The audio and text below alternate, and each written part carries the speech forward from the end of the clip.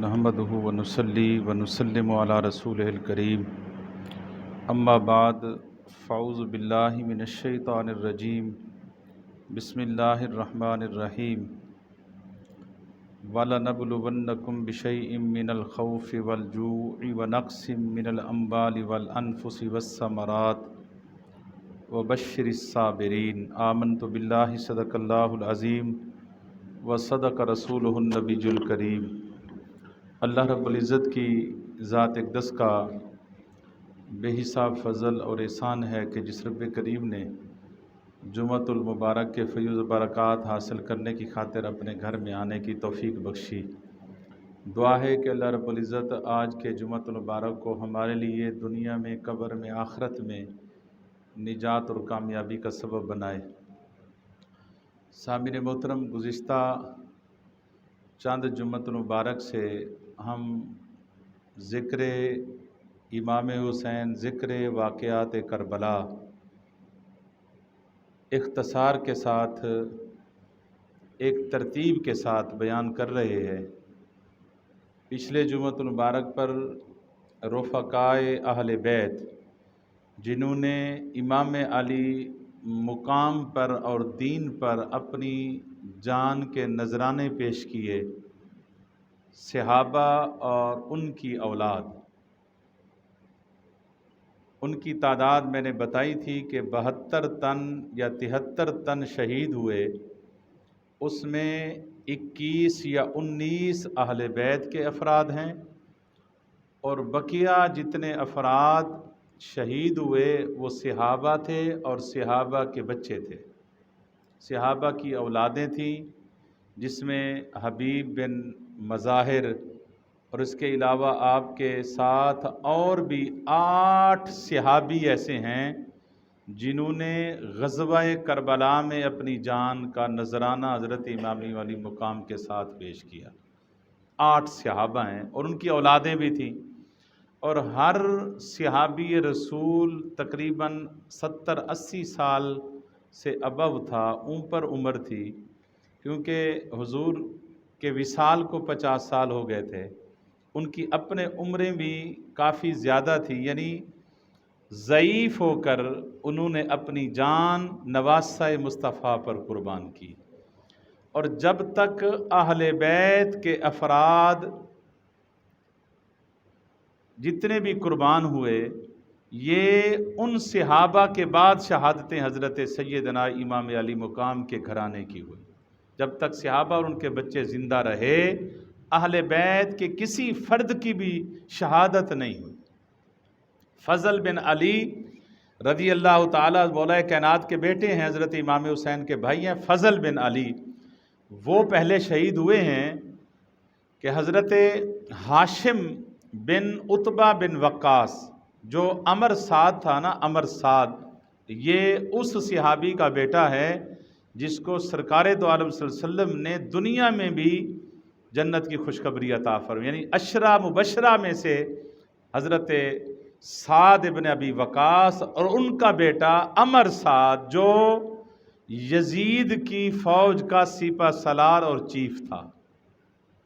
اب خود اندازہ کر لے کہ صحابی رسول کا بیٹا تھا، لیکن یہ نہیں تھا کہ سارا خون پھٹ گیا تھا، سارا خون سفید ہو گیا اس خاندان کا، ایسے نہیں تھا۔ اس کا چچا زاد بھائی ہاشم بن عتبہ بن وقاص، چچا زاد بھائی، چچے کا بیٹا امام حسین کے لشکر میں تھا۔ جب حضرت ہاشم بن عتبہ بن وقاص آئے نا میدان میں اور عمر سعد کو پکارا، کیونکہ اس کا چچا زاد بھائی تھا، کہا کہ عمر سعد، یہ مت سمجھنا کہ یہ سارا خون غدار ہیں، اس میں مجھ جیسے حسین کے نوکر بھی موجود ہیں، اگر جرأت ہے تو پھر آ کے دکھا۔ تجھے اپنی طاقت پہ غرور ہوگا، تجھے اپنی فوج پہ غرور ہوگا، لیکن تجھے نہیں پتا کہ تیری سربراہی یزید کر رہا ہے اور میری سربراہی نواسہ مصطفیٰ فرما رہے ہیں۔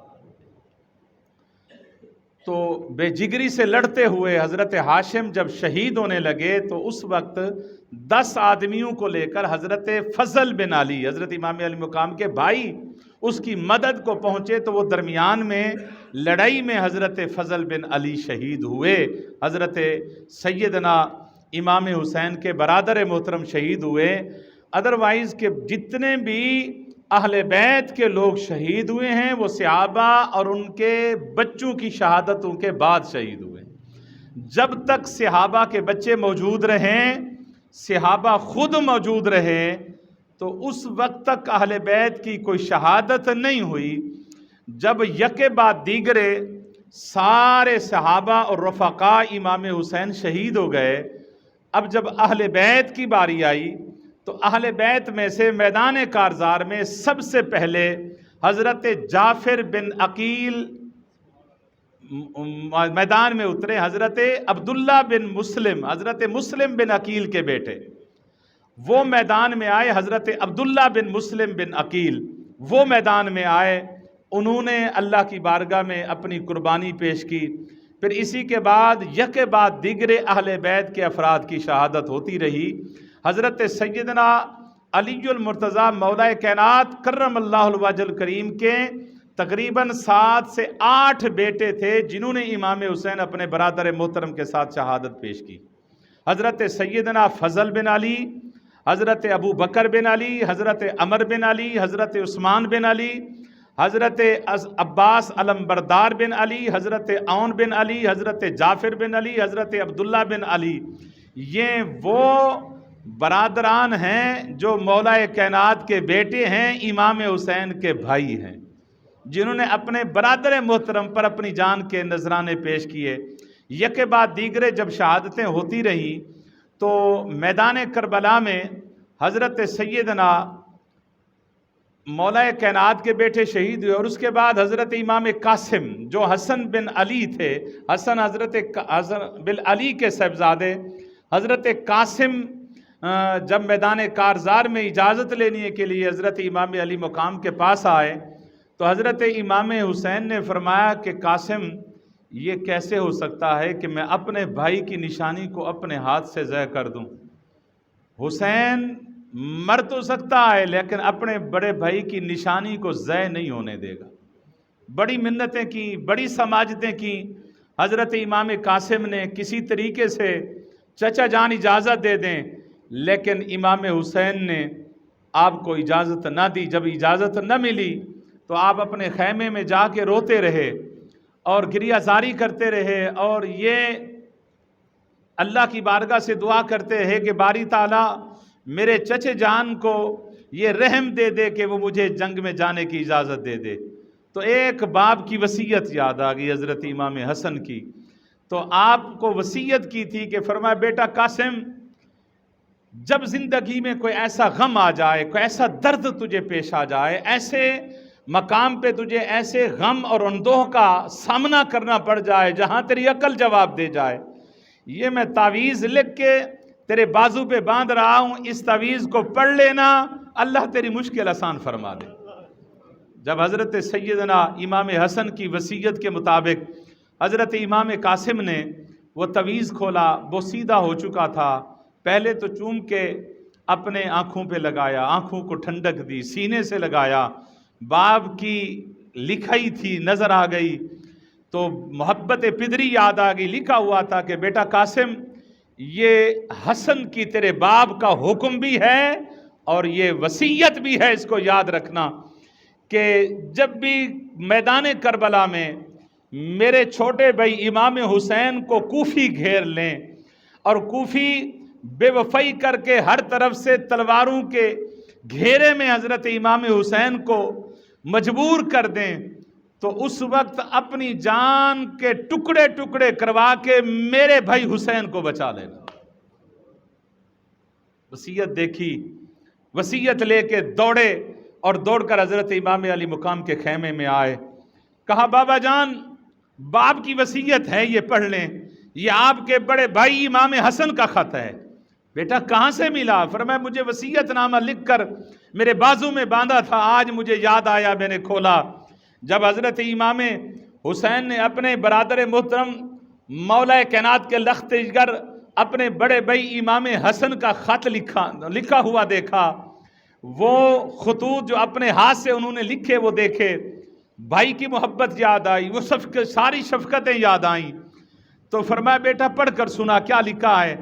بابا اسی طرح بابے نے لکھا ہے، تو آپ رو پڑے. آپ نے فرمایا میں اپنے بھائی جان کی وصیت کو تو پورا کروں گا، لیکن اس سے پہلے جو مجھے وصیت میرے بھائی نے کی تھی پہلے وہ میں پوری کروں گا، بعد میں تیرے والی وصیت پوری کروں گا.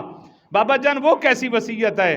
ہاتھ سے پکڑا، اپنے گھر میں لے آئے، اپنے خیموں میں لے آئے، اپنی بیگم محترم کو، زوجہ محترمہ کو فرمایا کہ شہربانو. جی امام. فرمایا میری فلاں بیٹی جو ہے نا اس کو تیاری کرو، اس کو دلہن بنا دو، کیونکہ میرے بھائی حسن کی وصیت تھی، انہوں نے ہی قاسم کے ساتھ منسوب کر دی تھی. فرمایا تھا کہ میرا بھائی حسین یہ جو تیری بیٹی ہے نا یہ میرے قاسم کے نکاح میں دے دینا. بھائی نے وصیت فرمائی تھی، وہ وصیت پہلے پوری ہوگی.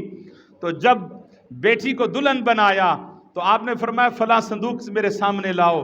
صندوق کو کھولا گیا تو ایک مولا کائنات کی ایک شاندار سفید پوشاک نکالی، وہ امام قاسم کو پہنائی. امامہ نکالا، مولا کائنات کا وہ سر پہ باندھا اور ہاتھ پکڑا. فرمایا کہ قاسم یہ میرے بھائی اور تیرے باپ کی وصیت تھی کہ اس بیٹی کو اسی نے منسوب کر دیا تھا، پہلے اس سے عقد ہوگا بعد میں کربلا میں جائے گا. تو امام حسین نے جب اپنی بیٹی کا عقد فرما دیا، عقد فرما کے باہر نکل گئے تو ابھی اپنی دلہن کے پاس ہی بیٹھے تھے تو پیچھے سے یزیدیوں کی آواز آئی کہ حسین اپنی بات آئی ہے نا، اپنے بچوں کی بات آئی ہے، رک گیا ہے.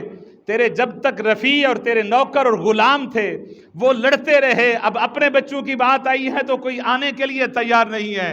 تو حضرت امام قاسم نے اپنی دلہن کو کہا، فرمایا دلہن میں تیری عظمت بھی جانتا ہوں، تو سیدنا امام حسین کی لخت جگر ہے، میں تیری قیمت کو بھی، عظمت کو، مرتبے کو بھی جانتا ہوں، لیکن آج مولا کائنات کی شجاعت پر حرف آ رہا ہے. ظالم تانا دے رہے ہیں میرے مولا کائنات کی شجاعت کا، نواسہ مصطفیٰ کو تانا دے رہے ہیں، تو آپ مجھے اجازت دیں. کہا امام قاسم آپ جا تو رہے ہیں لیکن میرے سہاگ کی قیمت. فرمایا کیا مانگنا چاہتی ہے؟ کہا کہ وعدہ کرو کہ قیامت کے دن مجھے پہچانو گے بھی صحیح اور مجھے جو زندگی میں میرا حق تھا وہ جنت میں ضرور دو گے. فرمایا وعدہ کر رہا امام قاسم قیامت کے دن جو مانگے گی ملے گا. فرمایا کہ میں کیسے پہچانوں گی؟ آپ نے اپنی آستین پھاڑی. فرمایا قیامت کے دن اسی پھاڑی ہوئی آستین کی علامت دیکھ لے گا نا تجھے امام قاسم ملیں گے. باہر آئی امام قاسم. اللہ اکبر، یہ کون تھا؟ یہ امام حسن کا خون ہے، مولا کائنات کا خون ہے، نواسہ مصطفیٰ کا صاحبزادہ. جب میدان سے نکلا تو ایمان سے بتائیں کہ اس وقت میدان کربلا کی حالات کیا ہوں گے، نقشہ کیا ہوگا. تو جب عمر سعد کے سامنے امام قاسم پہنچے نا، عمر سعد نے دیکھا، کہا کہ لشکر والو یہ جانتے ہو یہ کون ہے؟ کہا ہاں جانتے ہیں کہ یہ حسین کے لشکر سے آیا ہے. فرمایا اس لشکر کا فرد نہیں ہے، یہ مولا کائنات کا خون کھڑا ہے، یہ حیدری قانون ہے، خبردار کوئی اس کے سامنے اکیلا نہ جائے، یہ بھوکے شیر کی طرح حملہ کرے گا، تمہیں واصل جہنم کر دے گا. کیا کریں؟ کہا کہ ارزق نامی شخص جو یمن کا، جو شام کا سب سے مشہور ایک پہلوان اور جنگجو تھا، 1000 کے مقابلے میں جانا جاتا تھا، یہ عمر سعد اچھے طریقے سے جانتا تھا یہ خون حیدری ہے، اس کے اندر مولا کائنات کا خون ہے، یہ ایک دو بندے کی بات نہیں ہے. کہا ارزق جانتا ہے یہ سامنے بچہ کھڑا ہے، اس کے سامنے سوائے تیرے کوئی مقابلہ نہیں کر سکتا. ارزق نے کہا کہ عمر سعد اپنے ہوش کے ناخون لے، میری بہادری کو دیکھ، میری جرت کو دیکھ، میرے نام کو دیکھ. اس بچے کے سامنے میرا جنگ کرنا یہ میری توہین ہے، مجھے ٹکڑے ٹکڑے کر دے لیکن بچے کے سامنے میں اپنی عزت پامال نہیں کروں گا، میں اس کے سامنے نہیں جا سکتا، میں اس کا مقابلہ نہیں کروں گا، یہ میری توہین ہے. عمر سعد نے کہا کہ تجھے نہیں پتا اس کے اندر کون سا خون ہے، یہ حیدری خون ہے، یہ تو 3 دن کے پیاسے ہیں، اللہ کی عزت کی قسم اگر انہیں ایک گھونٹ بھی پانی مل جائے، یہاں کوفہ میں نہیں، یہ روئے زمین پر یزیدیت کو ختم کرنے کی صلاحیت رکھتے ہیں. کہیں یزیدیوں کا نام و نشان بھی نہ نظر آئے گا، اٹھ جلدی کر اس کا مقابلہ کر. ارزق نے کہا کہ یہ نہیں ہو سکتا، اگر تو مجبور کرتا ہے تو میں اپنے سب سے بڑے بیٹے کو بھیجتا ہوں، میرا بیٹا ہے جو پورے عرب میں ایک نام رکھتا ہے، جزیرہ عرب کے لوگ اس سے کانپتے ہیں، میں اس کو سامنے رکھتا بھیجتا ہوں۔ تو اپنے بیٹے کو بلایا، بیٹے کو بلا کے کہا کہ جاؤ اس کا مقابلہ کرو۔ اس نے کیا مقابلہ کرنا تھا حسین کے زخمی شیر کا، اس نے کیا مقابلہ کرنا تھا نواسہ مصطفیٰ کے شیر کا، کیا مقابلہ کرنا تھا۔ تو عزیزان محترم، میرے امام قاسم نے ایک وار میں اس کا سر تن سے جدا کر دیا۔ اس کے دوسرے بھائی نے دیکھا، اس کے دوسرے بیٹے نے دیکھا، ارزق کے دوسرے بیٹے نے باپ سے اجازت لیے بغیر اپنے بھائی کا مقابلہ کرنے کے لیے جب میدان کارزار میں آیا تو امام قاسم نے اسے مہلت نہ دی، اس کا سردن سے جدا کر دیا۔ تیسرا بیٹا آیا، اس کو جہنم واصل کر دیا۔ چوتھا بیٹا آیا، اس کو جہنم واصل کر دیا۔ جب ارزق نے دیکھا میرے سارے بیٹے مر گئے اور وہ اپنی طاقت اور شجاعت کے نشے میں مست ہو کر سامنے آیا، فرمایا کہ یہی تو میں چاہتا تھا، کوئی آئے بہادر سامنے۔ تو امام قاسم کے جب سامنے آیا، اللہ کی عزت کی قسم میرے امام نے ایک ہی وار میں ارزق کا سرتن سے جدا کر دیا۔ یہ کون تھے؟ یہ علی کا خون تھا۔ اللہ کی عزت کی قسم اگر خدا کی تقدیر ایسی نہ لکھی ہوتی، خدا کی تقدیر ایسی نہ لکھی ہوتی، حسین کا ایک شعر بھی کافی تھا سارے یزیدیوں کے لیے۔ لیکن میرے مصطفیٰ سے شہادت کی خبریں ہو چکی تھی، تقدیر میں نوشتہ تقدیر لکھا جا چکا تھا کہ بے یاب ہو گیا میدان کے اندر، بے یار و مددگار میرے مصطفیٰ کی آل نے قربانیاں دینی ہیں۔ یک بعد دیگرے قربانیاں ہوتی رہیں، آخر کب جب سارے اہل بیت کے افراد شہید ہو گئے تو اکیلے حضرت سیدنا امام حسین کے بچے بیٹے علی اکبر بچ گئے۔ حضرت علی اکبر امام علی مقام دیکھتے ہیں کہ اپنے خیمے سے نکلے کہ سر پر حیدری امامہ باندھا ہوا ہے، ہاتھ میں حیدری تلوار لی ہوئی ہے۔ کہا بیٹا کیا ہوا؟ فرمایا کہ بابا جان جہاں قاسم گئے میں بھی جانا چاہتا ہوں۔ لوگ تانے دیں گے شجاعت علی کو، شجاعت امام حسین کو، کہ باقیوں کے بھائیوں کے بیٹے قربان کر دیے، بھانجے قربان کر دیے، بھتیجے قربان کر دیے، بھائی سارے قربان کر دیے۔ جب اپنے بیٹے کی باری آئی تو پھر حسین رک گیا۔ کہا بابا نہیں، سب سے پہلے میں میدان جنگ میں جاؤں گا۔ حضرت امام علی مقام رو پڑے۔ فرمایا بیٹا بات یہ ہے کہ مدینے کے لوگوں کو جب یاد آتی ہے نا مصطفیٰ کی، وہ تیری باتیں سنتے ہیں، وہ مصطفیٰ کی یاد مٹا لیتے ہیں۔ جب مصطفیٰ کی یاد آتی ہے، تیری شکل دیکھتے ہیں تو مصطفیٰ کی یاد مٹا لیتے ہیں۔ تو میرے نانے کی ہم شکل ہے، حسین کبھی بھی اپنے نانے کی شکل کو ضائع نہیں ہونے دے گا۔ بار بار علی اکبر قربانی کی اجازت مانگتے رہے لیکن اجازت نہ مانگی گئی۔ تو حضرت سیدنا امام علی مقام کی بارگاہ میں سر رکھ کر عرض کرنے لگے بابا مہربانی فرمائے، میں آپ کو نہیں جانے دوں گا، میرے پاس ہمت نہیں ہے کہ میں اپنے بوڑھے باپ کا لاشا دیکھوں، میں نہیں آپ کو جانے دوں گا۔ آپ نے فرمایا بیٹا اگر مجبور کرتا ہے، روایات تاریخ مورخ لکھتا ہے کہ ایک قسم دے دی حضرت علی اکبر نے، نام لے لیا حضرت امام حسین کے سامنے۔ آپ رو پڑے۔ آپ نے فرمایا بیٹا اگر یہ نام نہ لیتا نا، اللہ کی عزت کی قسم جب تک حسین زندہ تھا تجھے اجازت نہ ملتی۔ فرمایا ایک شرط پہ اجازت دیتا ہوں، تیری جو اجازت ہے نا وہ حسین کے پاس نہیں ہے، تیری اجازت میری بہن زینب کے پاس ہے، کیونکہ تو بیٹا حسین کا ہے لیکن تجھے پالا میری بہن زینب نے ہے، میری ہمشیرہ نے پالا ہے۔ جا میری بہن سے اجازت لے، اپنی پھوپھا سے اجازت لے۔ حضرت سیدنا علی اکبر چلتے چلتے ثانی زہرا کے پاس آ گئے۔ یہ اہل بیت کا خون تھا۔ ثانی زہرا کے پاس آ گئے، کہا کہ پھوپھی جان امی جان اجازت دیں۔ فرمایا بیٹا کیسے اجازت دوں تجھے کہ تو میری جان ہے؟ کہا کہ بابا نے اجازت دے دی، آپ پہ سپرد کر دیا ہے، اجازت دے دیں۔ تو بڑی مشکل سے سیدہ زینب نے جب اجازت دی، کہا ایک شرط پہ اجازت دیتی ہوں کہ اپنی ماں سگی سے اجازت لے۔ ماں کے پاس گئے، شہر بہنوں کے پاس گئے، امی جان اجازت دیں۔ فرمایا بیٹا پالا تجھے زینب نے ہے، جنم میں نے دیا ہے، لیکن آج تک تو نے مجھے امی جان نہیں کہا، اس کی قیمت یہ ہے کہ اپنی زبان سے صرف ایک دفعہ امی کہہ دے بس۔ امی جان اجازت دے۔ فرمایا جاؤ سکینہ سے اجازت لو۔ سکینہ سے اجازت لی۔ علی اکبر جس کا نام علی اکبر تھا، نام بھی علی تھا، بیٹا بھی علی کا ہے، نام بھی علی اکبر ہے، جب باہر نکلا کس شیر کی آمد ہے کہ رن کانپ رہا ہے۔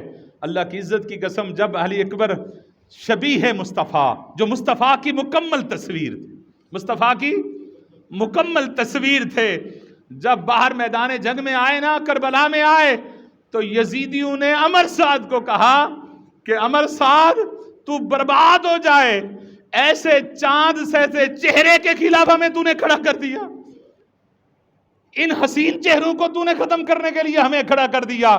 لیکن عمر سعد ایک انتقامی آگ میں تھا۔ عمر سعد نے کہا، علی اکبر اس سے بے خبر تھے کہ وہ کیا پلاننگ کر چکا ہے۔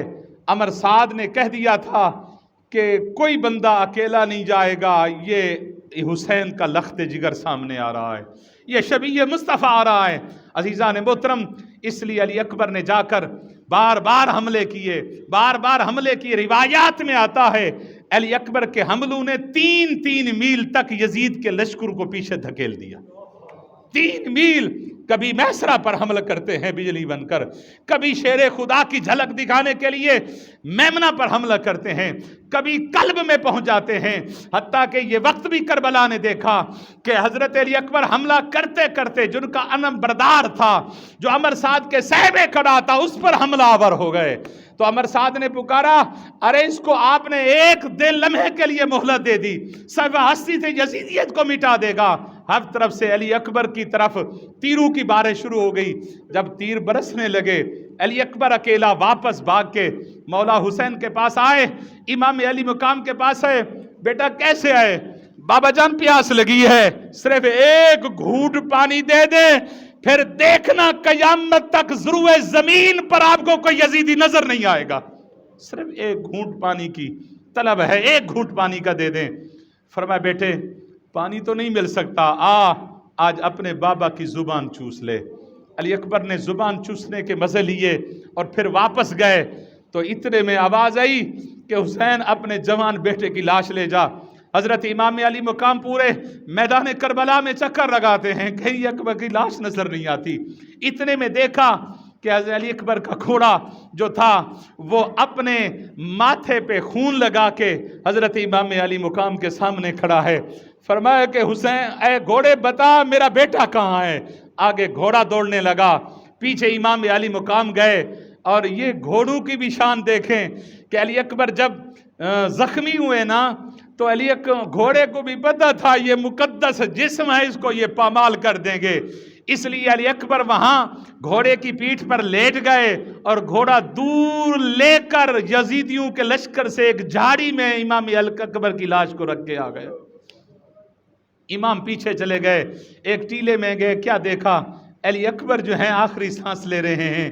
علی اکبر کو گود میں سلایا، کہا کہ بابا اب راضی ہو گئے ہو؟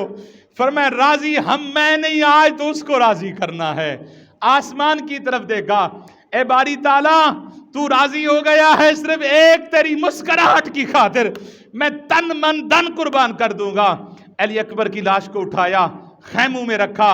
حضرت سیدنا امام علی مقام نے تلوار اٹھائی، اپنے نانے جان کی دستار باندھی، پوشاک پہنی، سین کسی، گھوڑے پہ ایڑی لگائی، میدان کربلا میں آنے لگے۔ سیدہ زینب نے روک لیا کہ بھائی جان کہاں جا رہے ہو؟ فرمایا جہاں اکبر گیا، جہاں قاسم گیا، وہاں میں جا رہا ہوں۔ بھائی جان وقت ہوتا ہے کہ بہنیں بھائی کو رخصت کرتے وقت کو دے سکتی ہیں، لیکن آج تیری بہن زینب سوائے دعائیں کے کچھ دے نہیں سکتی۔ بیٹی سکینہ سے اجازت مانگی۔ حضرت سیدہ زینب نے کہا بھائی جان آپ بعد میں جائیں، علی اصغر جو ہے وہ پانی کا پیاسا ہے، ماں کے سینے میں دودھ نہیں رہا، وہ پیاس سے غرغرا رہا ہے، مہربانی فرمائیں لڑائی ہے تو یزیدیوں کی آپ سے ہے، انتقام ہے تو آپ سے لینا ہے، تو مہربانی فرمائے اصغر معصوم کو لے جائیں، شاید ان کو ترس آ جائے اور ایک گھونٹ پانی کا علی اصغر کو دے دیں۔ امام علی مقام نے کپڑے میں لپیٹا 6 مہینے کا شیرخوار بچہ امام اصغر کو لے کر گئے تو یزیدیوں نے دیکھا، کہا اکبر امام شاید کوئی قرآن لے کر ضمانت کے طور پہ آ رہا ہے۔ کہا حسین قرآن لے کر آئے ضامن؟ آپ رو پڑے۔ فرمایا قرآن تو لے کر نہیں آیا، لیکن ایک قرآن کا پارہ ضرور لے کر آیا ہوں، یہ میرا اصغر ہے، انتقام مجھ سے لینا ہے، دشمن ہوں تو میں ہوں تمہارا، اس اصغر کا کیا قصور ہے؟ ایک گھونٹ پانی دے دیں تو خولی نے وہاں سے تیر کا نشانہ کیا، پانی کے بدلے میں حلق سے تیر نکلا، پانی کے بدلے میں امام کے ہاتھوں میں اصغر خون آیا، زمین پہ پھینکنے لگے، زمین سے چیخیں نکلنے لگی۔ کہا کہ امام ایک قطرہ اگر خون کا اصغر کا زمین پہ تو نے پھینک دیا تو قسم ہے اصغر کے خون کے قطروں کی، پھر قیامت تک سبزہ ہم نہیں اگائیں گے، پھر قیامت تک میں سبزہ نہیں اگاؤں گی۔ آسمان کی طرف آپ نے ڈالنا چاہا، آسمان سے آوازیں آئیں کہ امام یہ معصوم کا خون ہے، اس کو آسمان کی طرف قیامت تک نہ سورج نکلے گا نہ چاند نکلے گا۔ امام نے اوپر بھی دیکھا نیچے بھی دیکھا، بیٹے کو کہا کہ اصغر تیرا خون نہ تو زمین برداشت کر سکتی ہے نہ آسمان برداشت کر سکتا ہے، اپنے خون امام اصغر کے خون کو اٹھا کے اپنی داڑھی پہ مل لیا۔ تو روایات میں آتا ہے امام جب کربلا میں گیا تھا تو داڑھی کالی تھی، جب اصغر کی لاش کو لے کر واپس آیا تو امام کی داڑھی سفید ہو چکی تھی۔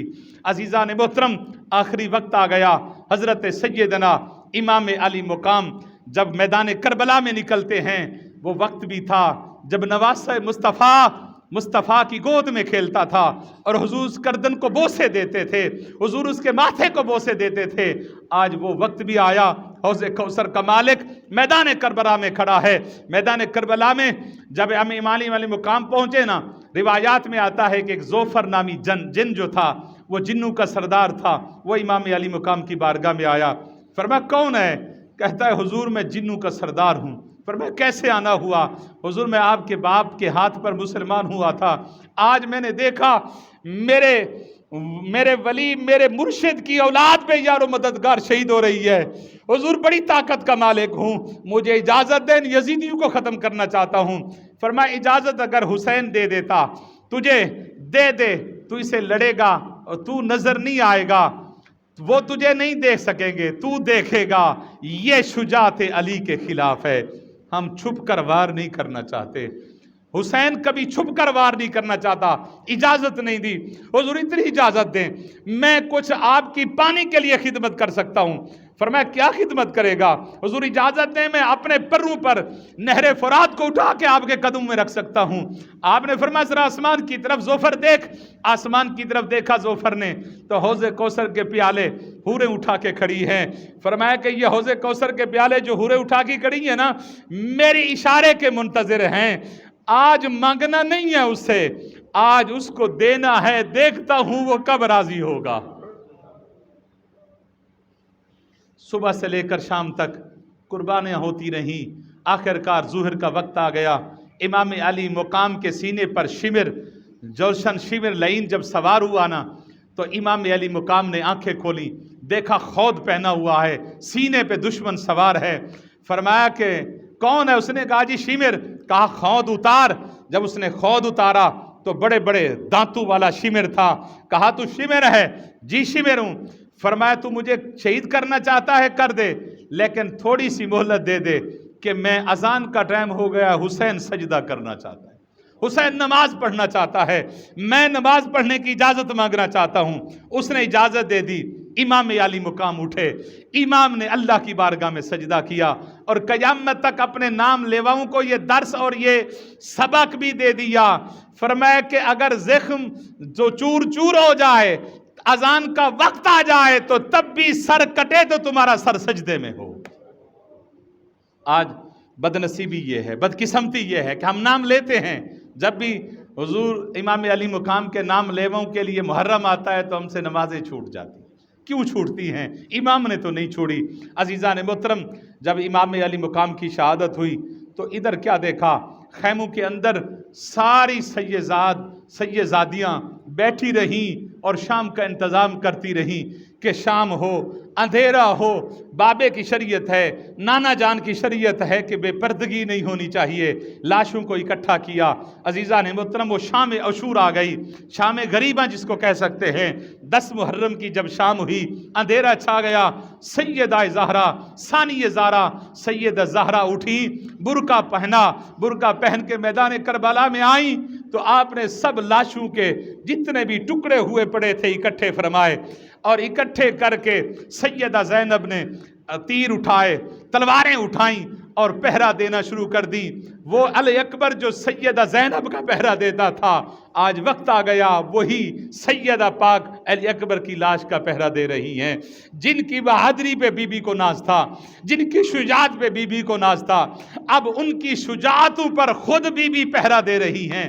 رات کا وقت ہے، آدھی رات کا وقت ہوا، سیدہ پاک نے دیکھا کہ کوئی گھوڑے سوار ہے اور وہ لاشوں کے قریب آ رہا ہے۔ آپ نے دیکھا، جب قریب آ گیا آپ نے فرمایا کہ وہ گھوڑے سوار، خبردار حسین نہیں ہے نا، اکبر نہیں ہے، لیکن یہ آپ کو پتا ہونا چاہیے جس کا خون حسین تھا اس کا خون میرے اندر بھی ہے۔ ثانیہ زہرا بیٹھی ہے، لاوارث لاشیں نہیں ہیں، جتنا پامال کر دیا ہے۔ اب سیدہ زینب کی یہ کسٹڈی میں ہے، اس کے حصار میں ہیں۔ اب ان لاشوں کی پامالی سیدہ زینب برداشت نہیں کرے گی، لیکن آپ نے بار بار اسے روکا۔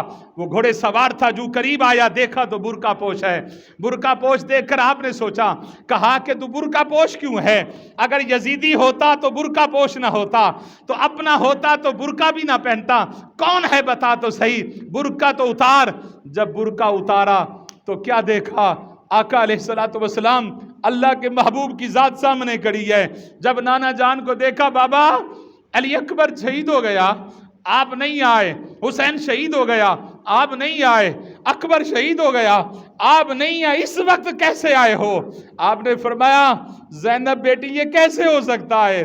میرا نواسہ شہید ہو اور مصطفیٰ نہ ہو، میرا اکبر شہید ہو مصطفیٰ نہ ہو۔ فرمایا، بیٹی میں تیرا پہرا دینے آیا ہوں کہ دیکھتا ہوں کہ میری بیٹے پہرا کیسے دیتی ہے۔ باقی رہا کہ میری موجودگی، میں اکیلا مصطفیٰ نہیں تھا، تیرا بابا علی بھی تھا، تیرا بھائی حسن بھی تھا، اور تیرا نانا بھی تھا، 1,24,000 پیغمبر بھی تھے۔ تم قربانیاں دیتے رہے، ہم واہ واہ کی داد دیتے رہے۔ عزیزان محترم، کہا کہ بابا، فرمایا کہ اب بیٹی وصیت یہ کرتا ہوں کہ حسین کا امتحان ختم ہو گیا، تیرا امتحان شروع ہو رہا ہے۔ عزیزان محترم، وہ وقت بھی آ گیا جب سارے شہید ہو گئے اور پہرہ دار بنا کے سیدہ زینب کو اس دنیا سے رخصت ہوئے۔ رات جو شام غریباں گزری، جو 11 محرم کی رات گزری، کائنات میں اللہ کی عزت کی قسم شاید اتنی بھاری رات کسی پر نہیں گزری ہوگی۔ رات گزر گئی اور صبح کا جب وقت ہوا تو اب سیدنا امام زین العابدین نے اپنی اقتداء میں سب کو نماز پڑھائی۔ پھر اس کے بعد وہ سفر شام شروع ہو گیا۔ انشاءاللہ اگلے جمعۃ المبارک پر کربلا سے لے کر کوفے تک، کوفہ سے شام تک، شام سے پھر کوفہ، پھر مدینہ طیبہ کا سفر بیان کریں گے۔ اللہ تعالی ہماری اس نوکری کو اپنی بارگاہ میں قبول فرمائے۔ وآخر دعوانا ان الحمدللہ رب العالمین۔